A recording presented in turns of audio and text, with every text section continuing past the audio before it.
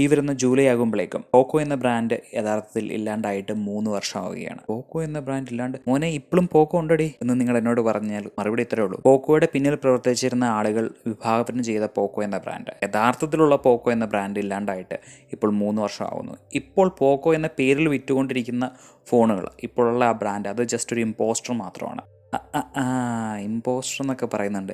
ഇത്രയും quality stuff എവിടെ നിന്ന് കിട്ടിയെന്നൊക്കെ എന്നോട് ചോദിച്ചു കഴിഞ്ഞാൽ ഈ വീഡിയോ കണ്ടു കഴിയുമ്പോഴേക്കും നിങ്ങളും എൻ്റെ ഒരു അഭിപ്രായത്തിലോട്ട് വരും. അല്ലെങ്കിൽ ഞാൻ എന്തുകൊണ്ട് അങ്ങനെ പറഞ്ഞു എന്നതിനുള്ള ഉത്തരം നിങ്ങൾക്ക് ലഭിക്കും. ഈ കഴിഞ്ഞ ഇടയ്ക്ക് OnePlus എങ്ങനെയാണ് ഓപ്പോയുടെ ഒരു റീബ്രാൻഡിങ് മെഷീനായി മാറിയത് എന്ന് നമ്മൾ കണ്ടിരുന്നു.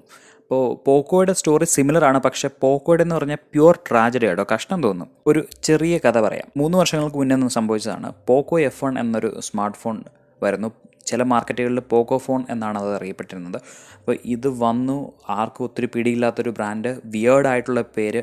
പക്ഷേ ഇതിനെല്ലാം ഭേദിച്ചുകൊണ്ട് പ്രൈസ് ടു പെർഫോമൻസ് റേഷ്യോയിൽ ലോകത്ത് അന്നേരം ഉണ്ടായിരുന്ന ഫോണുകളിൽ ടോപ്പ് നമ്പർ 1 എന്ന് തന്നെ പല റിവ്യൂവേഴ്സും വിളിച്ച ഫോണായിരുന്നു. പലർക്കും അത്ഭുതമായിരുന്നു, പ്രത്യേകിച്ച് യൂറോപ്പിലും അതുപോലെ തന്നെ അമേരിക്കാസിലും ഒക്കെയുള്ള റിവ്യൂവേഴ്സിന് ഇതെങ്ങനെ ഇത്രയും കുറവ് പ്രൈസിൽ കൊണ്ടുവരാൻ പറ്റി എന്നൊക്കെയുള്ള വലിയ ഡിബേറ്റുകളൊക്കെ ഉണ്ടായിരുന്നു. അങ്ങനെ ഹിറ്റായിട്ടുള്ള ഒരു ഫോൺ ഇറങ്ങി. പലരും പറഞ്ഞു ഷവോമിക്ക് ഇനി പോക്കോ ഒരു വലിയ മുതൽക്കൂട്ടായിരിക്കും. ഡെവലപ്പിംഗ് മാർക്കറ്റ്സിലും അതുപോലെ തന്നെ പല എന്തൂസിയാസ്റ്റ് ഇൻട്രസ്റ്റ് ഉള്ള മാർക്കറ്റുകളിലൊക്കെ ഇനി പോക്കോ കത്തിക്കയറാൻ പോവുകയാണ്. OnePlusന് നല്ലൊരു കോമ്പറ്റീഷൻ വരുന്നു.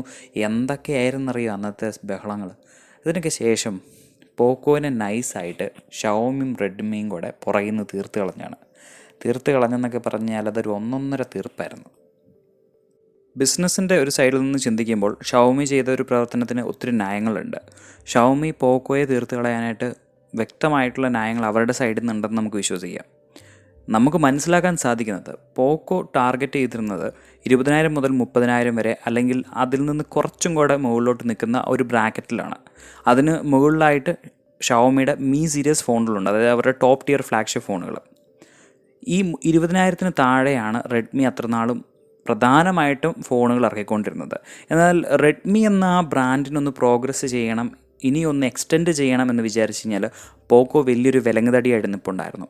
ആ ഇടയ്ക്കാണ് റെഡ്മിയുടെ കെ സീരീസ് ഫോണുകൾ വരുന്നത്. K20 സീരീസ് ഫോൺ വന്നു കഴിഞ്ഞപ്പോഴേക്കും അതിൻ്റെ കുറച്ച് ഫീച്ചേഴ്സൊക്കെ മാറ്റി, അല്ലെങ്കിൽ ഷവോമിയുടെ ടോപ്പ് ടിയർ ഫ്ലാഗ്ഷിപ്പിൽ നിന്ന് കുറച്ച് ഫീച്ചേഴ്സ് കൊണ്ടുവന്ന് അതിൻ്റെ ഒരു മിക്സ് ആയിരിക്കും പോക്കോ F2 ആയിട്ട് മാർക്കറ്റിലോട്ട് വരുന്നതെന്നൊക്കെ പലരും പറഞ്ഞിരുന്നു. പക്ഷേ അതൊന്നും സംഭവിച്ചില്ല. റെഡ്മിക്ക് ഗ്രോ ചെയ്യാൻ വേണ്ടി പോക്കോയെ ഇല്ലാണ്ടാക്കി കളഞ്ഞു. പോക്കോ F2 എക്സ്പെക്റ്റ് ചെയ്തിരുന്ന പോപ്പുലേഷൻ്റെ അടുത്തോട്ട് ഇതാ ഞങ്ങൾ K20 സീരീസ് 20,000 റുപ്പീസിലോട്ട് വരുന്നു എന്ന് പറഞ്ഞാണ് ഷവോമി റെഡ്മി K20 സീരീസ് ഇന്ത്യയിലോട്ട് കൊണ്ടുവന്നത്. അപ്പോൾ അന്നും പലരും ചോദിച്ചു, ഇത് കൊള്ളാലോ, റെഡ്മിയുടെ സൈഡിൽ നിന്ന് ആദ്യമായിട്ടൊരു എക്സ്പെൻസീവ് ആയിട്ടുള്ളൊരു മൂവ് സംഭവിക്കുന്നു, ആരെങ്കിലും 20,000-ന് മുകളിലോട്ടൊക്കെ റെഡ്മി ഫോണുകൾ നോക്കുമോ എന്നൊക്കെ പലരും ചോദിച്ചു. എനിവേ നല്ല ഫോണായിരുന്നുകൊണ്ട് കെ സീരീസ് അത്യാവശ്യം നന്നായിട്ട് വിറ്റുപോയി. പക്ഷേ അപ്പോഴൊരു ചോദ്യം ഉണ്ടായിരുന്നു, എവിടെ പോക്കോ F2? പോക്കോ F2 വരില്ലെന്ന് മാത്രമല്ല, യഥാർത്ഥത്തിലുള്ള പോക്കോ പ്രൊജക്റ്റ് ഇനി ഉണ്ടാവില്ല എന്ന് പലർക്കും അറിയത്തില്ലായിരുന്നു. അത് നമുക്ക് മനസ്സിലാവുന്നത് 2 വിധങ്ങളിലാണ്. ഒന്ന്, പോക്കോ F2 എത്തിയില്ല. രണ്ടാമത്തതും ഏറ്റവും പ്രധാനപ്പെട്ടതുമായിട്ടുള്ള റീസൺ, പോക്കോ എന്ന ഈ പ്രോജക്റ്റിനെ ഹെഡ് ചെയ്തുകൊണ്ടിരുന്നത് ഒരു ഇന്ത്യക്കാരനായിരുന്നു, ജയ് മണി എന്ന് പറഞ്ഞിട്ട്. ഗൂഗിളിലൊക്കെ വർക്ക് ചെയ്ത മനുഷ്യനാണ്. അപ്പോൾ പുള്ളി റെഡ്മിയുടെ കൂടെയും ഷവോമിയുടെ കൂടെയും കുറച്ച് നാളുണ്ടായിരുന്നു. അതിനുശേഷം പോക്കോ പ്രൊജക്റ്റിലോട്ട് വന്നു. ഈ പോക്കോ ഡിവിഷൻ അത്യാവശ്യം നന്നായിട്ട് പോയെങ്കിലും അതിൻ്റെ പിന്നിൽ നിന്ന് പണിത് ഇതില്ലാണ്ടാക്കിയത് കൊണ്ട് തന്നെ ആ പുള്ളിക്കാരൻ അതിൽ നിന്ന് ഇറങ്ങിപ്പോയി എന്ന് നമുക്ക് അനുമാനിക്കാം. കാരണം ഏറെക്കുറെ ഈ പോക്കോ F2 ഉണ്ടാവുന്നില്ല, K20 സീരീസാണ് വരുന്നതെന്ന് അറിഞ്ഞപ്പോഴേക്കും ജയ്മണി പോക്കോ വിട്ടു എന്നൊരു വാർത്തയും കൂടെ നമ്മൾ കേട്ടു. അതുപോലെ തന്നെ ഡൊണോവാങ് സങ് എന്ന് പറഞ്ഞിട്ടുള്ളൊരു മനുഷ്യനുണ്ടായിരുന്നു. ഇദ്ദേഹം ഷവോമിയുടെ ഗ്ലോബൽ സ്പോക്സ് പേഴ്സൺ ആയിരുന്നു. അപ്പോൾ ഇദ്ദേഹവും കമ്പനി അതിന് തൊട്ട് പിന്നാലെ വിട്ടു എന്നൊക്കെ അറിഞ്ഞപ്പോഴേക്കും തന്നെ നമുക്ക് മനസ്സിലായി പോക്കോ പ്രൊജക്റ്റ് ഏറെക്കുറെ തീർന്നു. ഇനി ഈ കഥയിലെ പാരഡോക്സും അതുപോലെ തന്നെ ട്രാജഡി എന്താണെന്ന് പറയാം. ട്രാജഡി ഇത്രയേ ഉള്ളൂ, നല്ലൊരു ബ്രാൻഡായിരുന്നു കൊണ്ടകളഞ്ഞ്, അതും ബിസിനസ് ഇൻട്രസ്റ്റ് കൊണ്ട് മാത്രം. കാരണം റെഡ്മി ഫോണുകൾ വിറ്റുപോകണമെങ്കിൽ അതിലുള്ള പരസ്യം വരും, അതുപോലെ തന്നെ കുറേ ചവർ ആപ്സ് കുത്തിക്കയറ്റാൻ പറ്റും. അപ്പോൾ ഇതൊക്കെ ബിസിനസ് ടേംസിൽ നോക്കുമ്പോൾ ഷവോമിക്ക് മെച്ചമാണ്. ഇതിനകത്ത് ട്രാജഡി എന്ന് പറയുമ്പോൾ ശരിക്കും പോക്കോ എന്ന ബ്രാൻഡിന് അതിൻ്റെ ബ്രാൻഡ് വാല്യൂസിനോട് ഒത്തുപോകുന്ന രീതിയിൽ ഒറ്റ പ്രൊഡക്റ്റ് മാത്രമേ കൊണ്ടുവരാൻ പറ്റുള്ളൂ. OnePlusനൊക്കെ ആണെങ്കിൽ കുറച്ച് പ്രൊഡക്ട്സ് ഇറങ്ങി ഒന്ന് എക്സ്പെരിമെൻറ്റ് ചെയ്യാനെങ്കിലും പറ്റി, അല്ലെങ്കിൽ അവരുടേതായിട്ടുള്ളൊരു ഐഡൻറ്റിറ്റി ഉണ്ടാക്കാൻ പറ്റി. ഇവിടെ പോക്കോയ്ക്ക് ഇറക്കിയൊരു ഫോൺ വെച്ച് തന്നെ ഇപ്പോഴും അവർക്കൊരു ഐഡൻറ്റിറ്റി ഉണ്ട് എന്നുള്ളതൊരു വലിയ സംഭവമാണ്. എന്നാലും കുറച്ചും കൂടി ടൈം അവർക്ക് കൊടുക്കുമായിരുന്നെങ്കിൽ ചിലപ്പോൾ കഥ മറ്റൊന്നായേനെ. എന്തായാലും പോക്കോ മുന്നോട്ട് വെച്ച ആശയം ഇത്ര ഉണ്ടായിരുന്നുള്ളൂ. ഒട്ടുമിക്ക എല്ലാ ആളുകളും ഫോൺ എത്ര ഭംഗിയായിട്ട് ഡിസൈൻ ചെയ്തിട്ടുണ്ടെങ്കിലും ആ ഫോൺ മേടിച്ച് ഒരു കവറിലൊക്കെ ഇട്ട് സ്ക്രീൻ ഗാർഡൊക്കെ ഒട്ടിച്ചാണ് കൊണ്ടു നടക്കുന്നത്. അപ്പോൾ എന്തിനാണ് അനാവശ്യമായിട്ട് ഈ പിൻവശത്തൊക്കെ ഇതിന് മാത്രം ഡിസൈൻസ്? അതൊഴിവാക്കിയിട്ട് അതിനും കൂടെയുള്ള റിസോഴ്സസ് ഇൻറ്റേർണൽ കോമ്പോണൻസിലോട്ട്, പ്രത്യേകിച്ച് ചിപ്പിലോട്ടും അല്ലെങ്കിൽ അതർ ഫീച്ചേഴ്സിലോട്ട്, ഫോർ എക്സാമ്പിൾ കൂളിങ്ങിലോട്ട് കൊടുക്കുകയാണെങ്കിൽ അതിന് മെച്ചം ഉണ്ടാവും എന്നാണ് അവർ ഉദ്ദേശിച്ചത്. അപ്പോൾ അവർ ഡിസൈൻസിലോട്ട് അത്ര ശ്രദ്ധ കൊടുക്കാതെ പെർഫോമൻസിലും ക്വാളിറ്റിയിലും അവർ ഫോക്കസ് കൊടുത്തു. അതിപ്പോഴും എനിക്ക് കാണാനുണ്ട്. കാരണം ഇപ്പം നിങ്ങൾ കണ്ടുകൊണ്ടിരിക്കുന്ന വീഡിയോ വരെ ഈ പോക്കോ F1ലാണ് ചെയ്തുകൊണ്ടിരിക്കുന്നത്. ഇപ്പം എൻ്റെ മുമ്പുള്ള വീഡിയോ നിങ്ങൾ കാണുകയാണെങ്കിൽ ഈ പോക്കോ F1 വെച്ചിട്ടാണ് ഈ ചാനൽ 100K അടിച്ചിട്ടുള്ളത്. അതുകൊണ്ട് എനിക്ക് പേഴ്സണലി ഇഷ്ടപ്പെട്ട ഒരു പ്രൊജക്റ്റായിരുന്നു പോക്കോ പ്രൊജക്റ്റും അതുപോലെ തന്നെ അവരുടെ പോക്കോ F1. ഇനി ഇതിനകത്ത് പാരഡോക്സ് പറയാം, വിരോധാഭാസം എന്നൊക്കെ പറഞ്ഞാൽ ഈ ജയ്മണിയൊക്കെ പോക്കോ വിട്ടതിന് ശേഷം ഒരു എക്സിക്യൂട്ടീവ് വന്നു. അദ്ദേഹത്തിൻ്റെ പേര് ഞാൻ പറയുന്നില്ല, പക്ഷേ അദ്ദേഹം ഏത് കമ്പനി പോയി കഴിഞ്ഞാലും അവിടെ നല്ല രീതിയിൽ കമ്പനിക്ക് പ്രോഗ്രസ്, പണമുണ്ടാകും, പക്ഷേ ഫാൻസിന് അത്ര വലിയ ബെനിഫിറ്റൊന്നും ഉണ്ടാകത്തില്ല. അപ്പോൾ ഈ ചെങ്ങായിയൊക്കെ വന്നിട്ട് കമ്പനി മൊത്തത്തിൽ അങ്ങ് അഴിച്ച് പണിതിട്ടുണ്ടല്ലോ. എന്ത് ചെയ്യുന്നു? റെഡ്മി ഫോണുകൾ എടുക്കുന്നു, ചിലപ്പോൾ ഡിസൈൻ പോലും മാറ്റാണ്ട് വിൽക്കണം.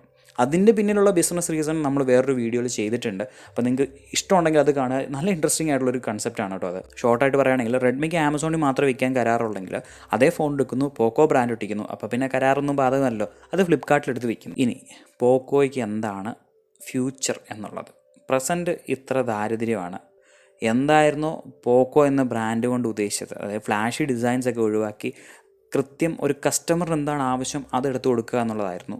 അപ്പോൾ അതൊക്കെ മാറ്റിയിട്ട് കണ്ണടിച്ച് പോകുന്ന രീതിയിലുള്ള കളേഴ്സൊക്കെ ഇട്ട് സംഭവം പുറത്ത് കൊണ്ടുവരുന്നുണ്ട്. പ്രസൻറ്റ് കയ്യിൽ നിന്ന് പോയിട്ടുണ്ട്. ഫ്യൂച്ചറിൻ്റെ കാര്യത്തിൽ പോക്കോയ്ക്ക് ഇനിയും തിരിച്ചു വരാനായിട്ട് ഒത്തിരിയേറെ ചാൻസസ് ഉണ്ട്. പക്ഷേ ഈ കഴിഞ്ഞ ഇടയ്ക്ക് പോക്കോ ഫോൺസിൽ കണ്ടമാനമായിട്ടുണ്ടാകുന്ന ബോർഡ് ഇഷ്യൂ, അതുപോലെ തന്നെ ക്യാമറ ഇഷ്യൂ, സോഫ്റ്റ്വെയർ അപ്ഡേറ്റിന് ശേഷം ഫോൺ വർക്കാവാത്ത, ബ്രിക്കായി പോവുക, ഇങ്ങനത്തെ ഇഷ്യൂസ് എല്ലാം ഉണ്ട്. ഇത് അവർക്ക് പരിഹരിക്കാൻ പറ്റുന്നുണ്ടെങ്കിൽ, അതുപോലെ തന്നെ പോക്കോ എന്ന ബ്രാൻഡിൻ്റെ റിയൽ ഐഡൻറ്റിറ്റിയിലൂടെ അവർക്ക് തിരിച്ചു നടക്കാൻ തോന്നുവാണെങ്കിൽ മാത്രം ഈ റീബ്രാൻഡിങ് മെഷീനിൽ നിന്ന് അതിനെ ഒരു പ്യുവർ എന്തൂസിയാസ് ബ്രാൻഡായിട്ട് മാറ്റാൻ സാധിക്കുകയാണെങ്കിൽ ഇനിയും പോക്കോയ്ക്ക് ചാൻസ് ഉണ്ട്. കാരണം ഇപ്പോൾ ഇന്ത്യയിൽ കൊള്ളാവുന്ന അല്ലെങ്കിൽ കസ്റ്റമേഴ്സിനെ ലിസൺ ചെയ്യുന്ന ഒരു വാല്യൂ ഫോർ മണി ഡെലിവറി ചെയ്യുന്നൊരു ബ്രാൻഡ് ഉണ്ടോ എന്ന് ചോദിച്ചു കഴിഞ്ഞാൽ നമുക്ക് ഒത്തിരി പറയാനില്ല. ഐക്യു അവർ മാക്സിമം ട്രൈ ചെയ്യുന്നുണ്ട്, ബട്ട് അവരിപ്പോഴും വിവോയുടെ കീഴിൽ സെയിം ഈ റീബ്രാൻഡിങ്ങിൻ്റെ കഥയിലൂടെ തന്നെ പോയിക്കൊണ്ടിരിക്കുകയാണ്. ഇപ്പം നിങ്ങൾക്ക് എന്ത് തോന്നുന്നു? ഞാൻ ആദ്യമേ പറഞ്ഞ ആ ഒരു സ്റ്റേറ്റ്മെൻറ്റിന് കുറച്ചൊക്കെ യാഥാർത്ഥ്യമായിട്ട് ബന്ധമില്ലേ? റെഡ്മി എന്ന ബ്രാൻഡ് മാറ്റി അതിനെ മണ്ടലൊട്ടിക്കാനുള്ളൊരു പേര് മാത്രമായിട്ട് പോക്കോ ചുരുങ്ങിപ്പോയി. ശരിക്കും പറഞ്ഞാൽ ഒരു ഇമ്പോസ്റ്റർ. ഈ വീഡിയോ ഇഷ്ടപ്പെട്ടെങ്കിൽ തീർച്ചയായിട്ടും ലൈക്ക് ചെയ്യുക. അതുപോലെ തന്നെ നിങ്ങളുടെ അഭിപ്രായങ്ങൾ തീർച്ചയായിട്ടും കമൻസിൽ പറയുക. കാരണം ഇത് എൻ്റെ ഒരു ഒപ്പീനിയൻ നിങ്ങളുമായിട്ട് ഞാൻ ഷെയർ ചെയ്തതാണ്. ഇതുപോലത്തെ വീഡിയോസ് നിങ്ങൾക്ക് ഇനിയും കാണാൻ താല്പര്യമുണ്ടെങ്കിൽ തീർച്ചയായിട്ടും അതും കമൻസിൽ മെൻഷൻ ചെയ്യുക. ഒരു പുതിയ വീഡിയോ ആയിട്ട് നിങ്ങളോട്ട് എത്തുന്നവരെ ഇത് നിങ്ങളുടെ സ്വന്തം ചങ്ങായി Haris signing off for now.